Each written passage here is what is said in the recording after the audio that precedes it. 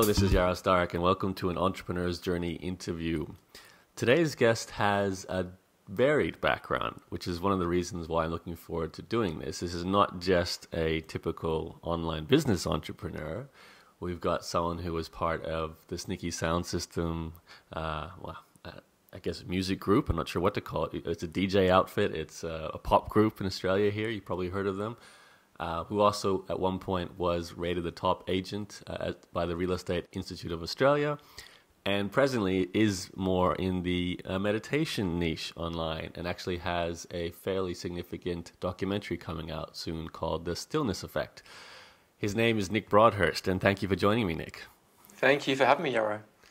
So, Nick, we've got different parts of your life to cover here, different segments that are all very different by the sounds of them. Yeah. Before I do that, though, can you just tell us what do you do now? Where are you at? So basically, currently, I have a company that I've co-founded with my business partner, Tom Cronin. It's called One Great Find. And One Great Find, basically the mission of One Great Find is to change people's lives in various levels, so whether it's professional or personal. And we do that through lots of different means. We currently have an online meditation program called The Science of Stillness, and we're creating a new product which is related to abundance, which is called Flowing with Abundance.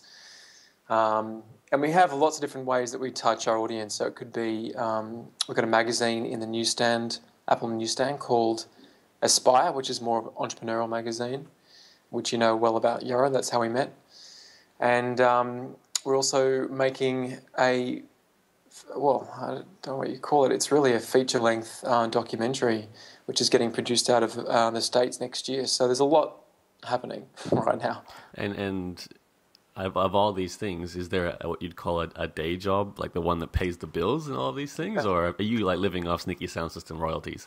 Right. Well, no, look, to be honest, there's actually one thing I didn't mention was we also do retreats. So our business does a more hands-on approach to transformation, which we take people to Bali, which, that's an element of our cash flow. But really the online business is where the cash flow comes from.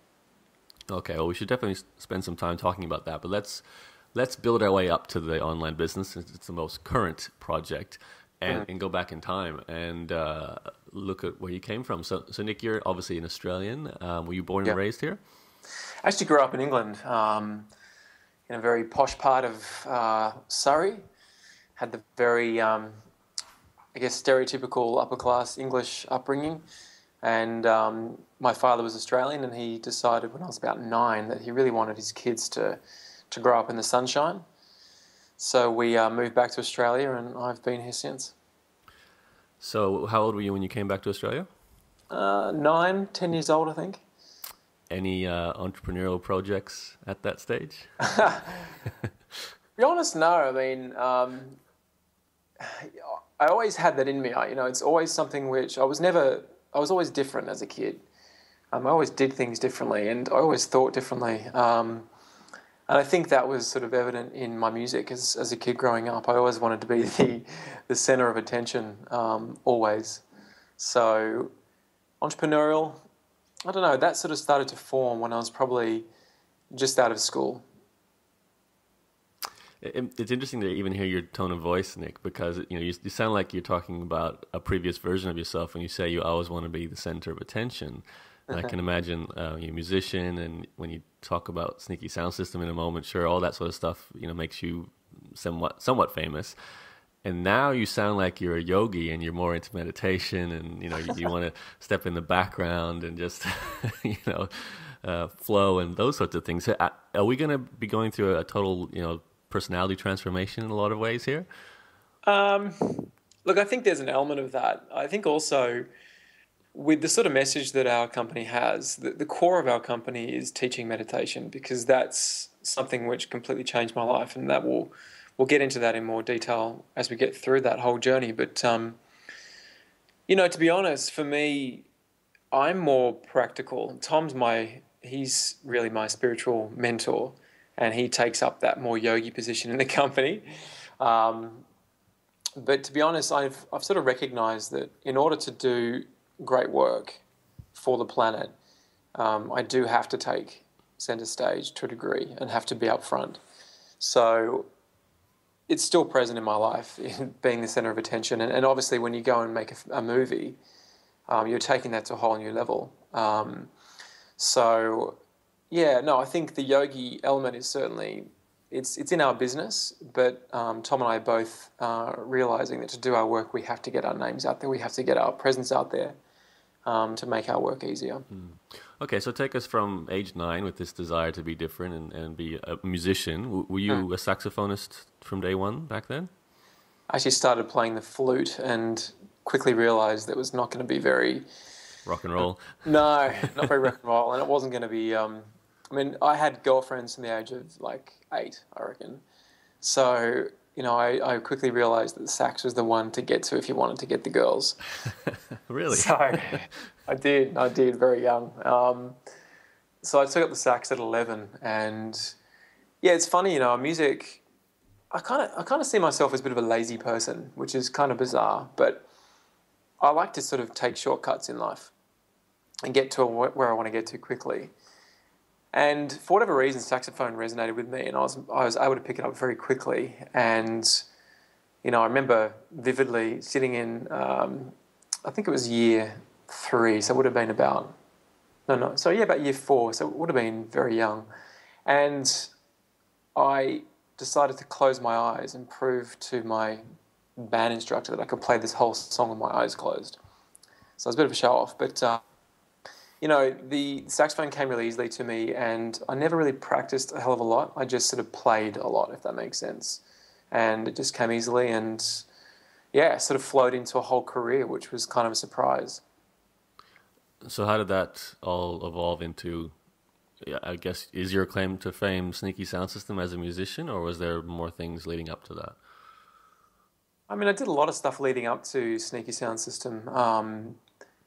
That was obviously a bit more local, Sydney-wise. But yeah, Sneaky would definitely be my claim to fame, mainly. That's sort of how I'm known. But yeah, Sneaky was interesting because I ended up going to university. I was studying industrial chemistry, as you do. And, you know, physics and chemistry was something that came very naturally to me. So I thought, oh, well, I may as well do something in that path. And after living on campus and probably... how would I say, experimenting a bit too much, I decided to leave university. I'm not going to ask you what that experimenting was for. Yeah, I just dive in deep in the college life, but ended up going travelling for a couple of years, and it became very apparent to me that music was where I wanted to be. So when I came back to Australia, things just kind of fell into place. I went out to dinner with a friend of mine, my girlfriend at the time, who was friends with one of the founders of Sass & Bide, which is a very big Australian fashion label, an international label now. And she was dating a guy called Damon, and Damon was an MC, and him and 2 other mates had just started, you know, mucking around DJing and MCing, and had this sort of venue going in Bondi, and they invited me down. And so I started jamming with those guys at a place called The Point of View. And very quickly we started a cult following on Sunday nights, and sort of started the whole Sunday music scene in Sydney.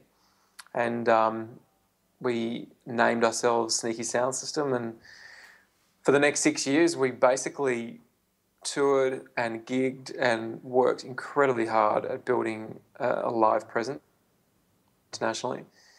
And this is where the entrepreneurial side of things came into it with the music. When the normal path for a musician is to hopefully get signed by a big label and get lots of marketing money pumped into you and, you know, get your music out there. The problem with that was that we had these sorts of offers, but it wouldn't have been how we wanted to do it, music-wise. You know, you do lose control. So we built a studio in Bondi. We hired a great producer and wrote the first album. So essentially we owned the music. And from there, all we needed to do was find a distribution partner and retained, you know, a very large chunk of the pie. So we did that, and the first album went on to win 2 ARIA awards, which in Australia is the equivalent of the Grammys. And yeah, it was a wild ride. But at that point, I actually decided to leave the band. It was a very exhausting career. Traveling internationally sounds amazing, and it is amazing. You do amazing things, you meet amazing people, but it is tiring. And at that time, I had my little boy, Leo, was born, and decided that I wanted to be at home. So I traded in the rock star life and became a real estate agent. Do you have any regrets about leaving Sneaky Sound System? Because obviously they've gone on to become even bigger since those days. Currently, I think within the last 2 or 3 years, they had quite a few chart radio played songs here in Australia, right? So, any regrets? Well, no, you're right. I mean, Sneaky has gone on to be one of the biggest groups in Australia, and number one hits, number one albums, the whole deal, which is incredible. And one of the reasons I left was that I'm very much I like to be, to a certain degree, in control of my destiny. And in music, it's very complicated. You have to kind of decide who's written what part of song and who gets what. It is very sort of convoluted. And the way that band turned out, I didn't have a lot of control over what I was doing. And, it sort of felt like I was building someone else's dream towards the end of it and not my own. So, to be honest, that's the main reason I left. And obviously still on very good terms with the guys. I'm still very good friends with them. But, I didn't feel like I was in control of my destiny, and that really bothered me. So, now, just before we leave the Sneaky Sound System story part, it sounds like since you went almost like what you'd call the self-publishing route with your music, not getting a large record label to begin with, the aspect of marketing must have been a little bit more on your own shoulders as a group. Did you, cause I'm trying to date this as well, the internet was around in sort of the early 2000s when you were doing all of that. Did you have to manage a campaign like hands-on, or did your distribution partner end up doing the marketing? You know what, we grew quite organically. I mean, we did do a lot of marketing, but the internet did not play a major role at all, to be honest. A lot of our stuff came from word of mouth. So we created a very strong presence in Sydney, so we were really, the act in Sydney to go and see at that time. So if you wanted to go and have a party and, have a good time until 6 a.m, that was us. And we were very, very quirky with our marketing. And this taught me something from the very beginning. The marketing was high quality, but it was very quirky, so it always stood out. So all of our posters and postcards and all the things you do were, they were very different.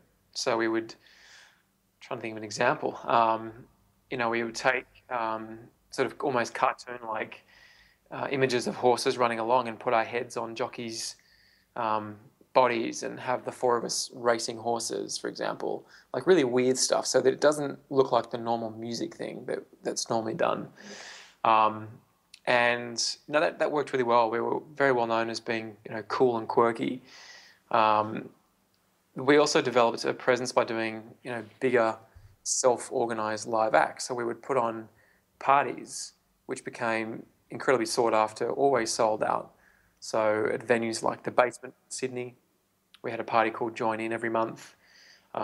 We have, and still the boys are still running Icebergs on New Year's Day, which is in Bondi, which is a very high ticket New Year's Day party. So we started doing marketing more around our live element, and that just grew. So we started getting gigs in different parts of Sydney, different parts of Australia, and then internationally. So it really was word of mouth. Okay. So I'm thinking there's not a lot of, I guess, foundation, you could say, for what you would then do, especially because the next thing you jumped into was real estate. So this is random. So how did that happen? Well, I obviously left university. I didn't have a degree. I jumped into music and obviously had experienced some success, but making the jump out of music, I had to really find something that I could be self-sufficient at and create the amount of revenue that I wanted. So it was completely determined by me. So essentially I've never really had a job ever. So the real estate, you basically work off a commission-only basis. You earn what you make. So I kind of like that. It was really very high pressure, to go from nothing to support a family and mortgage and all those things you have to do. And I quickly grew that career to something which was, a high six-figure income. And yeah, it was a wild ride, but it was incredibly hard work, and there were some scary times in the beginning. But again, I sort of figured out shortcuts of how to get there, and I guess, take the quality approach. And I managed to carve out a niche for myself in the high-end market, which really had never been done before at my age, and managed to sell, instead of selling 30 or 40 properties, I could sell 10 or 15 and make high six figures. So yeah, I sort of figured out a process to make the whole thing work for me. How did you do it, Nick? What was the secret? You know what? From the very beginning, mindset was massive. Like, I cannot express enough to anyone who's in business of any shape or form that, and I know that you talk about this a lot on Entrepreneur's Journey, but mindset as a salesman, especially, and look, we're all selling something at the end of the day, regardless, even if on the internet, your mindset is what comes across in your marketing. I figured out that I had to become a very productive and very positive person because people had to like me to do business with me. So, I developed a system early on which really helped me stay focused. This was before meditation. It helped me stay focused and, flow through the demands of the daily life in real estate much more effortlessly. So the system basically was, I needed to, you've probably heard similar things before, but I cut out all news of all forms, including newspaper and radio. So since about 2004, I've never watched the news. I've never read the newspaper, and I don't listen to any news. As soon as the news comes on the radio, if I'm listening to music, I turn the radio off. And, I quickly figured out that the news is a huge source of negativity. And personally, I don't need to know who was murdered in King's Cross, even though it's in my neighbourhood. I don't need to know about the person who was run over. This sort of stuff might be important to, who it's happening to at that time. But in terms of my life, what I need to do is stay in the most positive mindset so I can have the biggest influence on this planet. Now, if something really important happens, I always hear about it, always. So the news was one thing. I started walking just for half an hour each morning, straight away, when I got up in the morning, for exercise, just purely to get my mind into, the right mindset for the day. I started drinking 2 litres of very pure water a day, just to nourish my cells. And, I figured that a litre of water is like having 3 cups of coffee. It gives you a lot more energy, and it's a lot more clear thinking. I cut out all forms of stimulants, all coffee, any alcohol, sugar, anything in my diet that would affect the way I felt during the day. So your wheats, the main ones, wheat, dairy, sugar, alcohol. So I felt a very clean way of living, and that kept me very focused. I decided every day that I would do something nice for someone else. So that was either giving money or just giving a smile or giving a hug. So giving gratitude or giving thanks to someone else. So that sort of made me appreciate what I had in my life. I read at least half an hour a day of something inspiring, whether it's a biography or autobiography, or listen to something online or watch something online, just something which, kept my spirits high. So I developed that sort of system. I think there's more to it than that, but I can't quite remember at this point, but I'm still doing it naturally anyway. I developed this system which kept me so focused and so likable that people, they wanted to do business with me. If I had to nail it down to one thing, I would start with mindset. The second thing was the 80-20 rule. And I learned this very, very early on in the real estate business, that if I looked at my clients, it would be 20% of my clients giving 80% of my headaches, always. So the low-quality clients were really hurting, they were taking up all of my time. And they were producing very little result in terms of money. So I decided that in terms of real estate, I didn't want to be running around on Saturdays trying to cover 10 properties. I wanted to cover one or two max and go for high price. So I started trying to aim for those sorts of properties. And of course, it takes time. I started getting a little bit of traction after about 12 months, and another company noticed what I was doing, Knight Frank, and they specialise in high-end property. And they approached me to come and join them and start the residential business in Knight Frank in Sydney, which globally is a high-end residential powerhouse. So I started that with another gentleman, James Hall, and I saying no to any property under 3 million. So, that was a very scary time, and the first 12 months were very lean for me, because when you start saying no to business under 3 million, you really are carving a pretty fine niche. But after 12 months, I found myself with more business. After 24 months, I found myself selling an average price of 7.4 million, averaging around, personally, about $70,000 per sale. And I had incredible clients who adored my work. They loved what I did. They loved working with me, and I loved working with them. And it was not a good market. I've only worked in bad markets. Yet I managed to find people who were realistic, who believed what I said, who realized I was authentic. That's what I attracted. I attracted authentic sellers and managed to sell the properties. And as a result, I moved towards really the pinnacle of that whole space, which was selling, towards the sort of $20 million properties. And yeah, life was pretty good. And you managed to win yourself this award as well. How was that determined? So basically, they look at pretty much all areas of what you do. So they look at testimonials from clients. They look at your marketing. They look at your results. They look at pretty much every area of what you're doing. And you have to be nominated. And I was nominated by a client at the time. And really what won me that award was my marketing. So instead of trying to, as I said, having that high turnover approach, I would spend a whole day working on one property, just photographing it with my photographer. And the photographer I used, they worked exclusively for me. They normally only worked for Architectural Digest and Vogue Living and all these beautiful magazines. So, I'd take my suit off and I would move furniture around and take paintings off walls and put flowers in. I'll get my hands dirty to make the properties look incredibly good. So my marketing became a real strong point. People loved the marketing we were doing. The photos just looked incredible. And when you're running big full-page advertisements in major newspapers, it really starts standing out. I also started developing really strong relationships with key media partners, which, this works for anybody in any space. So pretty much any house I wanted to become featured as, say, House of the Week in the Sydney Morning Herald, which is the main, that's what you want. It's like a full-page story on that house. I could pretty much get every single one, every time. Which would bring, it's the equivalent of about $20,000 in marketing. It would bring a whole slew of different buyers through the house. So the marketing and developing key partnerships was a key part of my success. But also, obviously, testimonials and people liking the work I did is really what helped me win that award.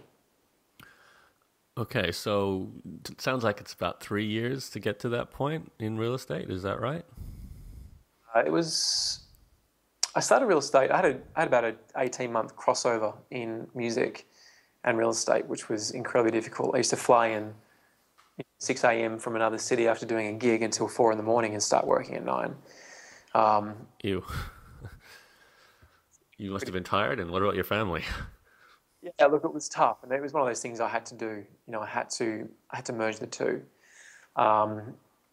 So yeah, look, I started in 2004. I had a crossover for a couple of years, and then went full time into real estate in 2006, and I won the award in 2009.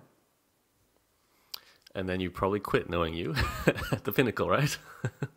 I reached that pinnacle in 2009, and it wasn't just real estate. I had a lot of things going on personally. And this is, I think this is a crucial part of my story is, what can be seen as I guess, tragedy sometimes for some people, can become the defining point in your life. What happened for me was I started experiencing quite a bit of stress personally in my marriage, and I turned to a friend of mine, to Tom, who's now my business partner, to teach me meditation. So he'd been doing this for 17 years. Tom previously, 17 years ago, he had chronic anxiety, depression. He couldn't leave the house, had agoraphobia. He couldn't sleep. He was a complete mess. He worked as a broker, worked on extreme highs using drugs and partying and alcohol to navigate that world of broken finance that he worked in. And he had a complete meltdown and found one particular technique. He tried everything and found one technique which, within 3 months, rebalanced him and had him essentially back to normal. And then took him on a path to really creating a life which, I'm still in awe of. And, it was all because of that technique. And I became friends with him, and he taught me this technique. And what it did was, funny enough, this might sound a bit sort of counterintuitive, but when I started meditating, that's when my life turned to shit. Okay. Thanks for a lot of, because people think, oh wow, you start meditating and things go really well. What happens is when you start meditating, and it's not always, you see, some people can start meditating and everything becomes blissful. But for me, it was different because at that point, there was a lot of irrelevance in my life. The way that I was trying to live, I was earning great money, but I was trying to live above my means. I had a $2 million house in Darling Point in Sydney and all these things, which I could have easily afforded a $1 million house, you know what I mean, if that makes sense. So I was creating a lot of stress financially. It was putting a lot of pressure on my marriage. The marriage, the relationship at the time really had come to a point where the relationship had served its purpose. And the meditation really gives you so much clarity that you start to see in life what matters and where you need to be. And that clarity for me made me realize that where I was at personally wasn't right for me. It wasn't where I needed to be. If I wanted to hit the sort of highs I wanted to get to in life, things had to change. As a result, my health, believe it or not, deteriorated very quickly. So it's almost like the universe banged on my door and told me to wake up. Right? So I wasn't even taking it very seriously, meditation. I was doing it maybe once every couple of days. But as you start refining your life, it's amazing how, this might sound esoteric, but the universe tells you what's going on. And my health deteriorated. I got meningitis, which I believe was brought on by stress. And I was in hospital for quite a long time, and I couldn't work for a few months. And I really wrecked my body through working way too hard, through having a stressful personal life. And I came out of that experience and I realized that if I wanted to get back to where I was or even better, I needed to really live a point of balance in my life. So I took meditation more seriously. At this point, my marriage had essentially fallen apart. And I started meditating, and my career, believe it or not, got better and better and better. So I'd won this award, but financially, once I started getting more clarity and trying to live more effortlessly, I basically almost tripled my income in 12 months, which was crazy. So the sort of income I had was, something I'd never dreamed of. And when you go on that sort of journey and you're given a tool that changes your life that much, it's very hard to ignore it. So even though my marriage had fallen apart, I had a lot more happiness in my life. I attracted the most incredible partner, Alex, we're still together, and she's an incredible person. We have a beautiful relationship, and I attracted this incredible woman, which I couldn't have done before I started meditating because I wasn't in that sort of space in my life. And by the end of 2010, so a year after the award, I basically, even though the career was good, I almost crawled to the finish line, if that makes sense. Mm-hmm. I really felt like I needed to do more with my life. And I was out there making a lot of money for other people, but a lot of the time at my expense. So it was time to really start thinking about what I wanted and the life that I wanted to create for myself. And I left that at the end of 2010. So you no longer were a real estate agent, and you decided to become a... I don't know what, I don't know how, What's the label? What's the box? you know what, I really am an entrepreneur. That's how I define myself, because I do a lot of different things. But really, the core of it is my company, One Great Find. And the mission of One Great Find is to change millions of lives across the planet. And I touched on before the different vehicles we have, so I'll probably just go through each of them in a bit more detail, if that's good for you. Yeah, sure. Well, maybe if you could do it in a sort of chronological order, because I can imagine, so you've taken meditation into your life, you've gained clarity and focus, you've then applied that to, it sounds like, your finances in real estate, and you were making more money there. I'm kind of curious actually how, what meditation showed you that could help you make more money, since you're already the top agent. Like if you're selling 20 million, did you jump to $50 million houses or something like that? And then after you left that, like, I mean, you're an entrepreneur. Are you thinking, I know, I'll just start spreading the word about meditation and sell information products on it? Is that, the kind of doors you were opening? Yeah, to a degree. I mean, look, there's a big misconception about meditation. For me, it wasn't about becoming a spiritual person. For me, I had a tool which gave me, so 2 20-minute sessions a day gave me the equivalent of an extra 8 hours sleep. It's scientifically proven. So literally I just had this incredible coping mechanism that kept me balanced. So essentially the way that it works is, and this has all been proven and validated in science, to give an example, in a normal day's work, a normal day of existence in the modern world, we would build up, say, 14 units of stress, right?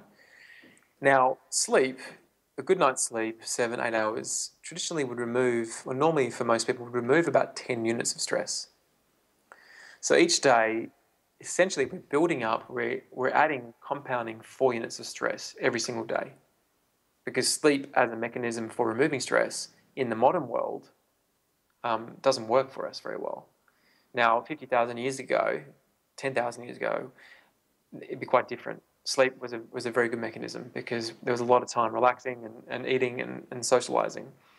But in the modern world, we don't have that. We are in a state of complete overwhelm with a lot of information.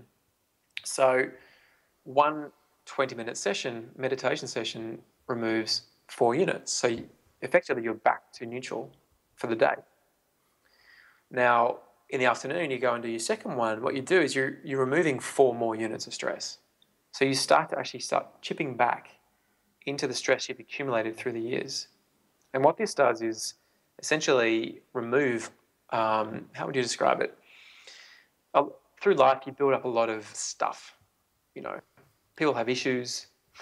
Stuff sticks to you. Experiences stick to you. Negative experiences, painful experiences, they get stuck to you energetically. What you start to do is you start peeling that off. You start removing the layers.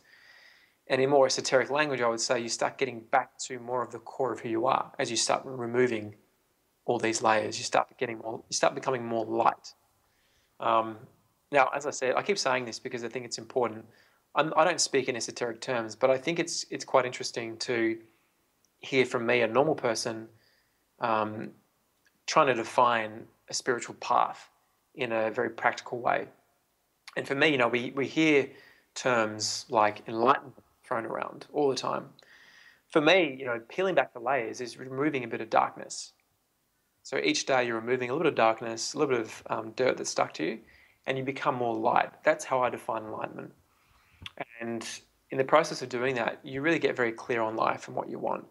So as you remove those 4 units of stress each day by doing 2 sessions, you start having physical effects. You start reversing your aging process. So I'm 34 years old, yet biologically I'm actually 22, right? So you start feeling better physically. In simple terms, meditating makes you feel frigging good. Right. we don't have to overcomplicate it. It's not about sitting down and stopping the thinking process. For me, it's a stress removal tool.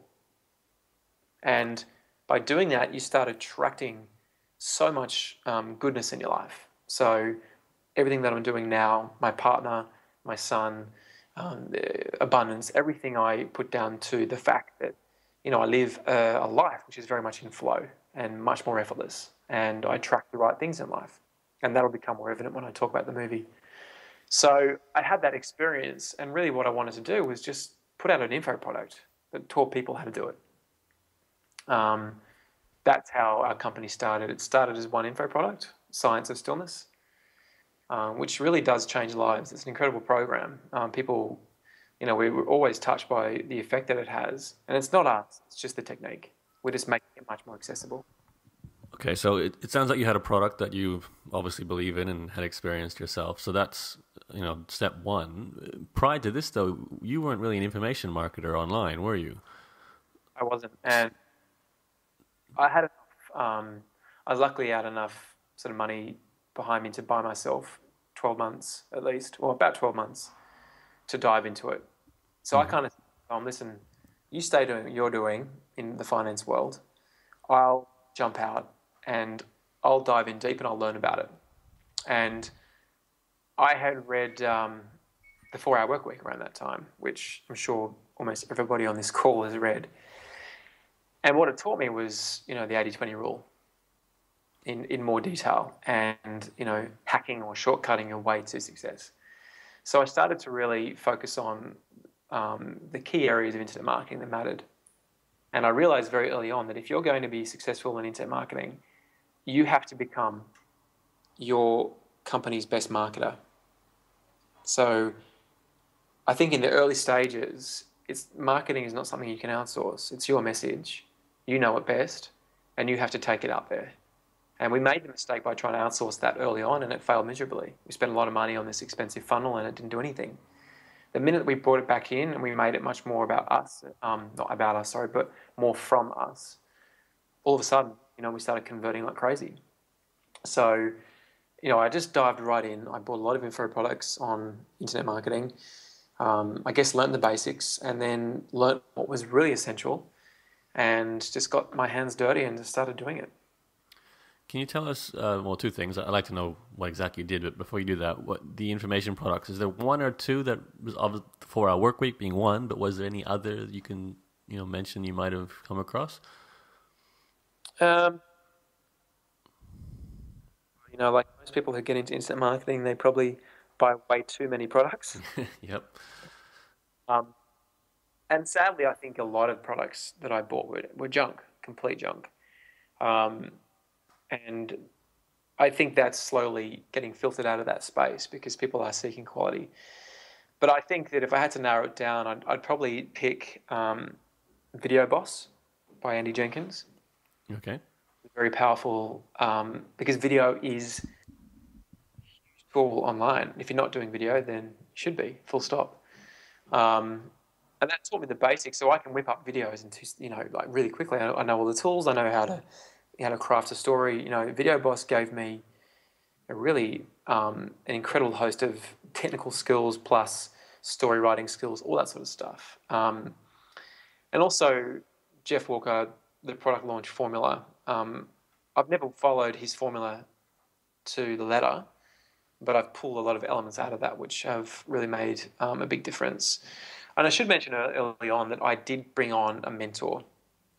And, I think if anyone can do this, can reach out to someone who knows a lot more than them, who's had the success, that is incredibly important because the people they introduce you to and the concepts becomes a huge shortcut for you. And this is what happened to us. So I started working with Jason Moffat. I don't know if you know Jason. Yeah, I've heard that. Jason, yep. Jason, the reason I like him is he's a very authentic dude. He's just like me and he's just a cool dude. And he wasn't into the whole slick internet marketing talk. He was just into being more authentic. And that sort of grabbed me and I approached him and admittedly I did pay him as well to come on board as our mentor. But that exchange has been paid in droves. Really, it's nothing. It's minuscule to what you get out of it, and it's not so much the technical stuff. It's just the paths that you get led down. You might get introduced to a website or a person or an event that you would never have come across, and then from that you go down a whole new path, which just opens up, so many opportunities. And for us, one of the biggest things that happened to us is we got told about a company by Jason called Mind Valley. Now, Mind Valley are in the same sort of space as us. They're into personal transformation products. And we just started watching what they're doing, and as a result, we came across an event called Awesomeness Fest. Last year, that was in Mexico. So we turned up to Awesomeness Fest, which is an invite-only interview conference that was in Maui. Sorry, did I say Mexico or Maui? It was Maui last year. Okay, you said Mexico. Mexico this year, Maui last year. And we turned up with a product, and we had a product just built, but we hadn't really launched it yet. We'd never sold anything online. We didn't know much about internet marketing. And, we were very new to the space. We didn't know very many people. So we kind of just got there, and Tom and I have this saying that we just are always love cats. If you've read the book, oh God, I can't think what it's called. Love cats, love cats. Give me 1 second, it'll come to me. Should Google it. Hang on. It's important because I really highly, highly recommend that everybody should read this. So give me 1 second. I've got it. It's in Evernote, of course. Hang on. It's by The Cure, according to Google. No, so it's actually Love is the Killer App. Love is the Killer App. That's a book. Yeah. Okay. Anyone who wants to understand what a love cat is, you can dive into it in the book. But essentially, you just get out there and you just spread the love. You're really open and people. You just love cat. And it's getting very hippie movement-ish here, Nick. We just got there and we were just like, you know what? We're just going to have a lot of fun, connect with people authentically, help out where we can, and not ask for anything. So we did that at the first Awesomeness Fest. We connected with the company very closely, and as a result, ended up visiting them in Kuala Lumpur, which is the headquarters of Mind Valley, beginning this year, sorry. And developed some good friendships with people at the company, which to a degree was quite strategic as well, because we know that to get to Vishen Lakhiani, who is the founder, we need to get to the staff as well. So we went and hung out with them and were invited to do a talk at their headquarters. When their talks are pretty well known, they've got a big audience. They film their talks and they put it out there. It's kind of like a TED talk.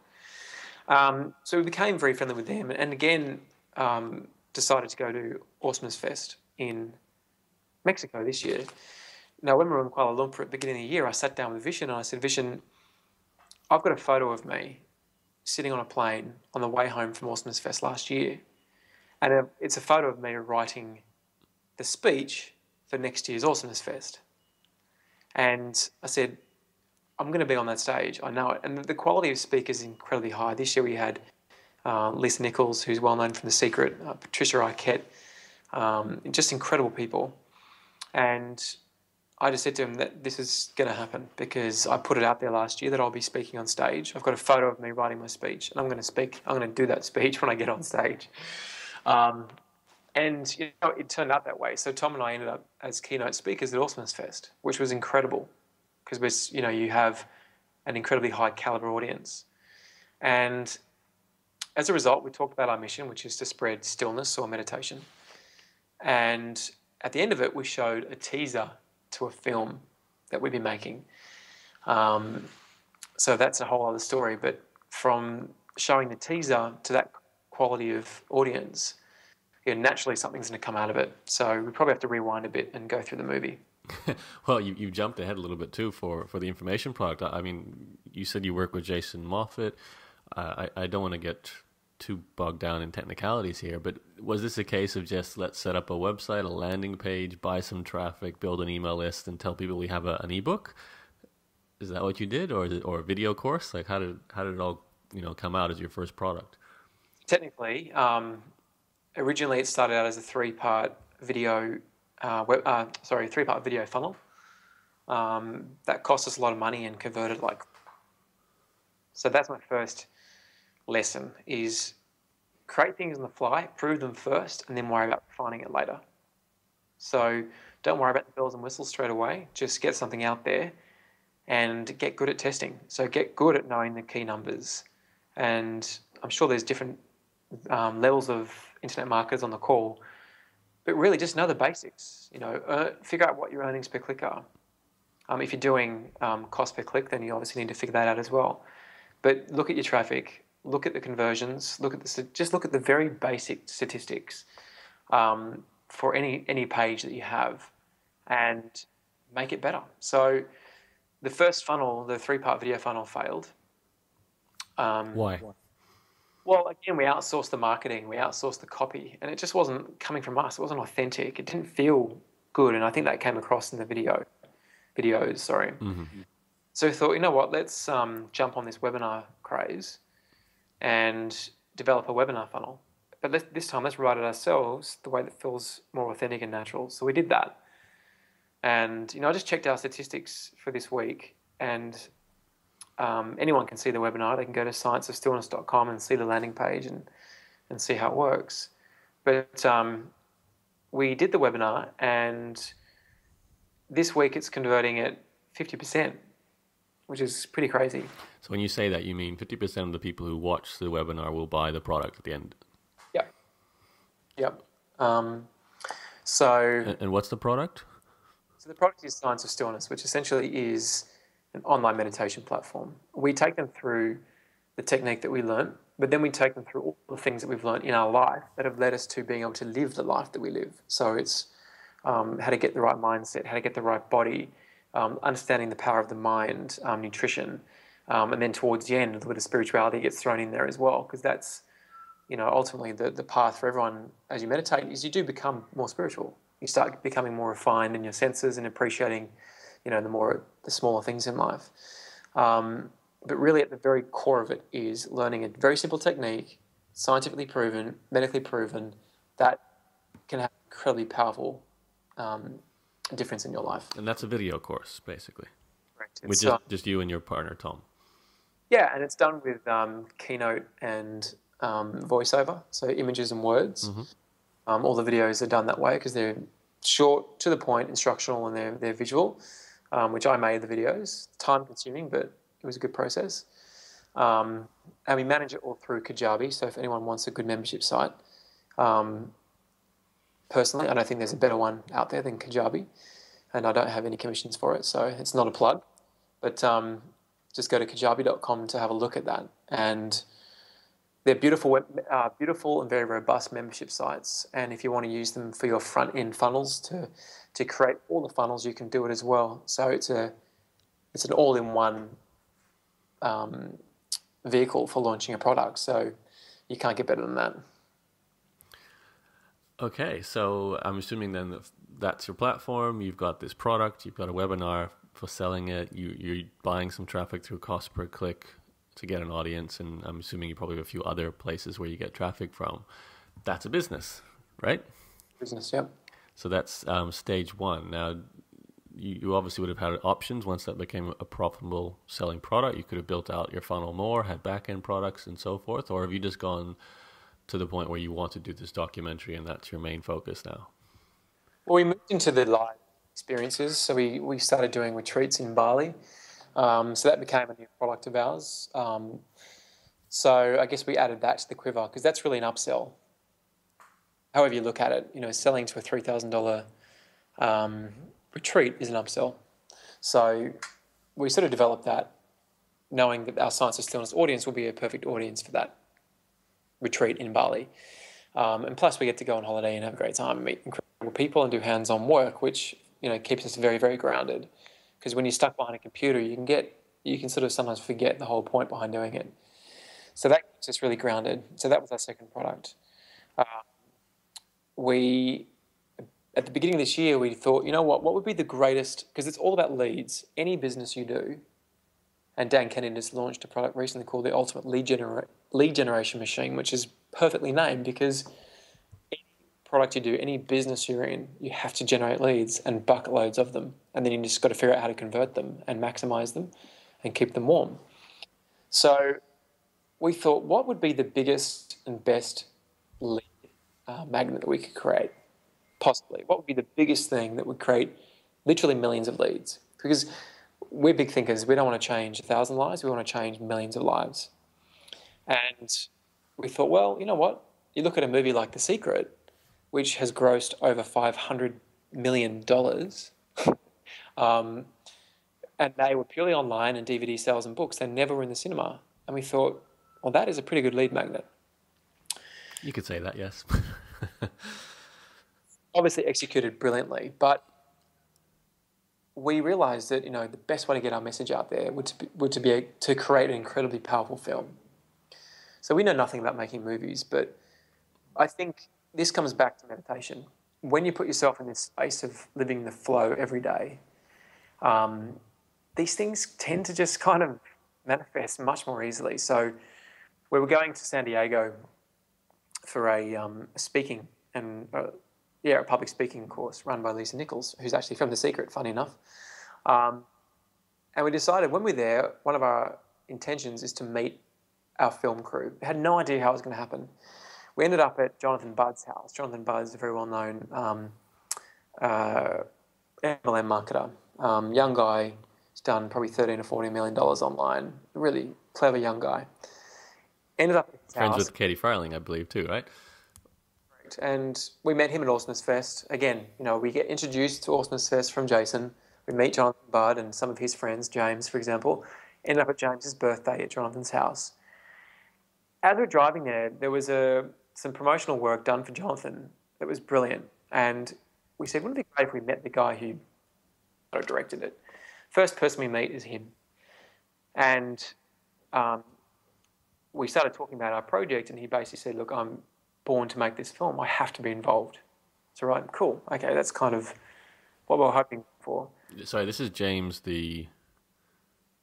Sorry, this is just someone who was at the party. Okay. Yeah, so this is just someone who we were hoping we would meet. We didn't know what his name was or who if he was going to be at the party, but we liked his work, and he just happened to be there. So we kind of, on the way driving to the party, it just kind of happened. We just thought of it, and there he was, which was crazy. And then we bumped into another film production company at the same party. Ended up employing both production companies. We made a teaser, which is a 5.5 minute long teaser, which just gives the overview of the film. And it was incredibly powerful. The first time I watched it, it moved me to tears. When we showed it at Awesomeness Fest, we had a standing ovation and people crying in the audience. And as a result, one of the ladies who was a keynote speaker pulled us aside and said, hey, look, I've got to be involved. And basically wired us the next day a big chunk of cash. With the intention of what? Just, I'm investing, or?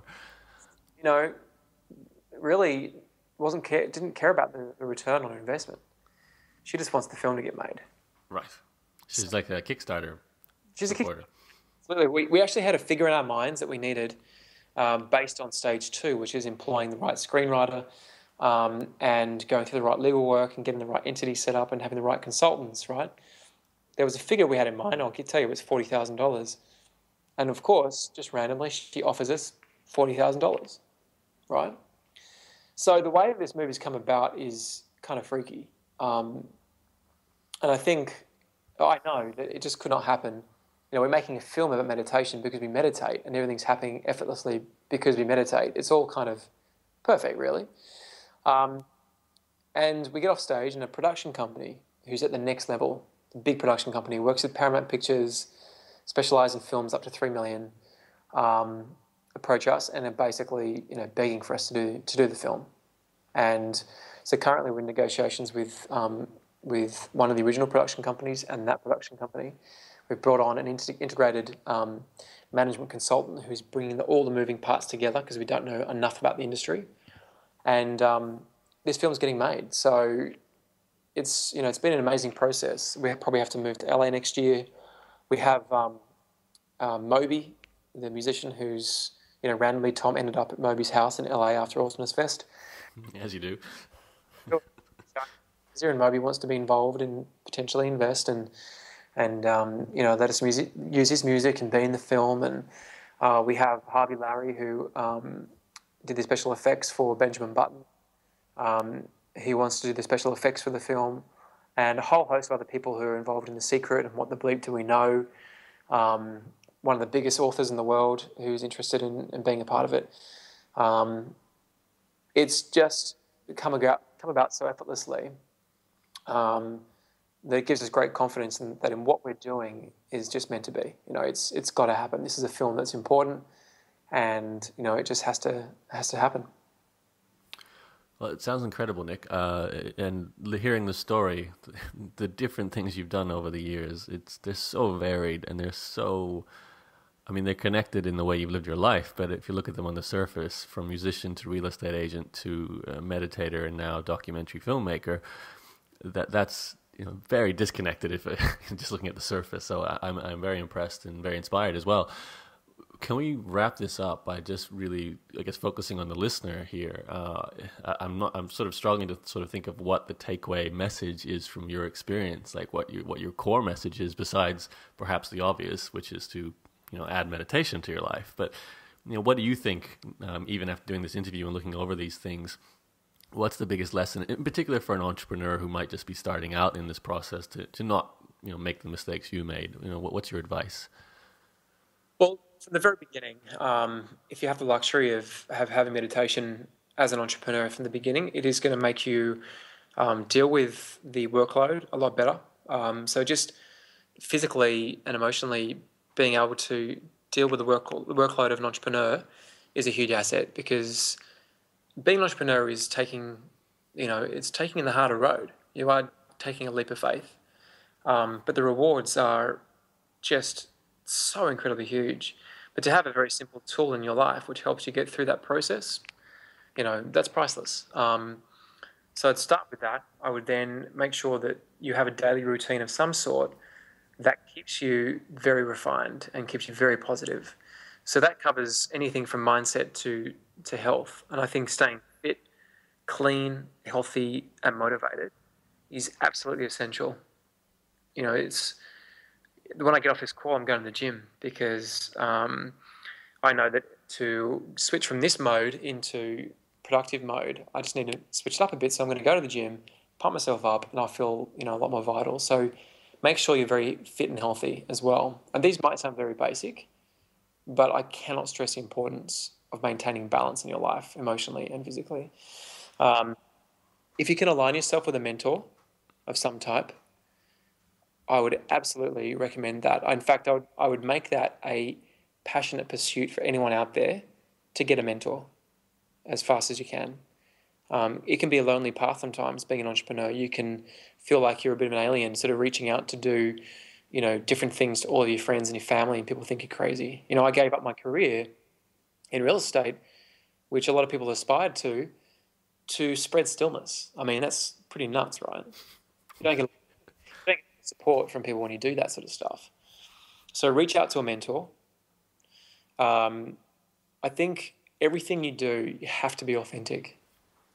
And Yarrow, you're the perfect example of this. Your website, Entrepreneur's Journey, is authentic, and that's why you're successful, for one of the reasons anyway. So be authentic. But ultimately, if you can find something that you're passionate about, and you'll hear this in every single product that you ever buy, make sure that what you're doing you love or you enjoy to a degree.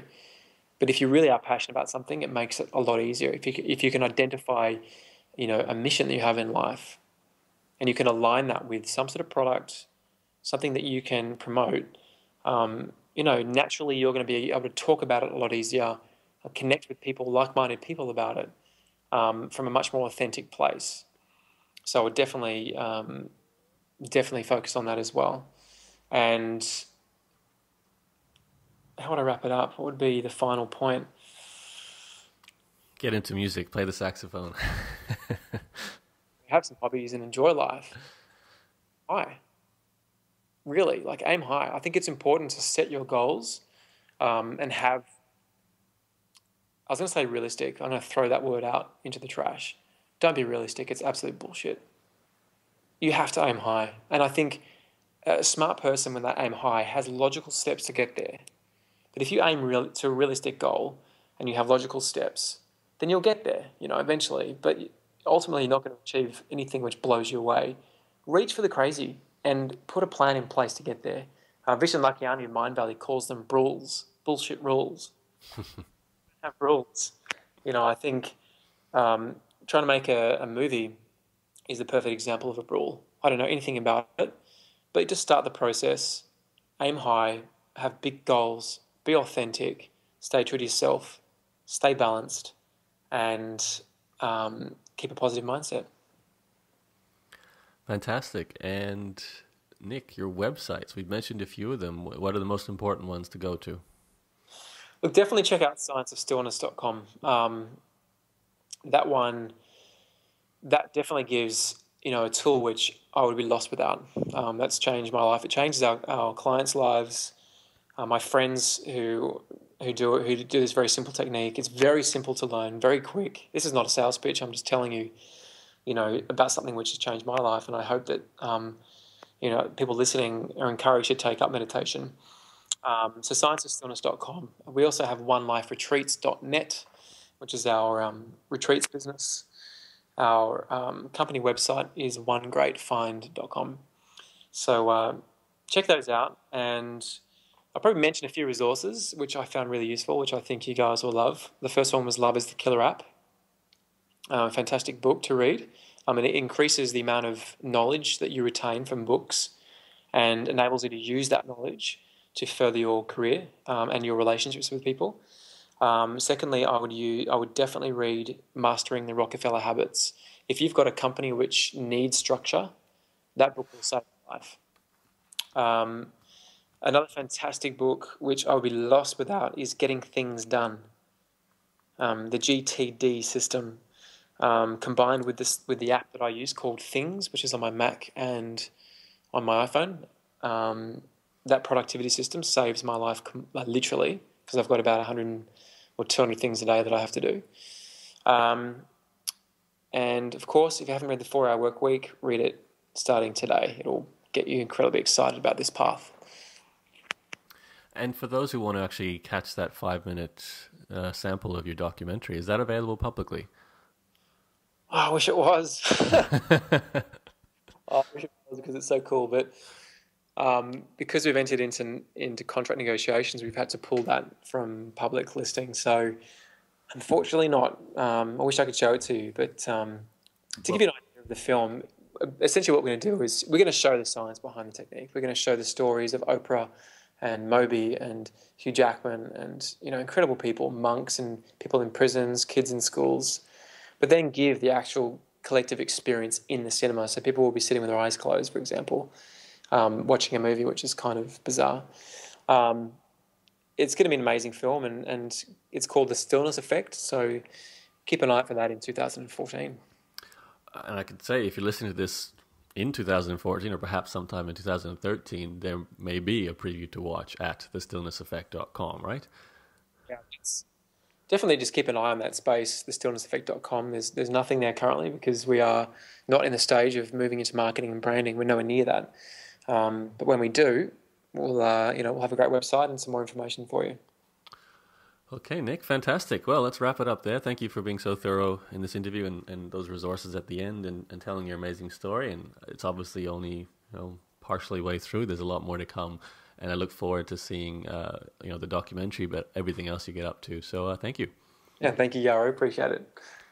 And for everyone listening in, you know where to go to get more interviews like this, entrepreneurs-journey.com, or Google my name, which is Yarrow, Y-A-R-O, and you'll also find the text transcript and the notes to go along with this interview from Nick. Thanks, Nick. Thank everyone for listening, and I'll talk to you all very soon. Bye-bye.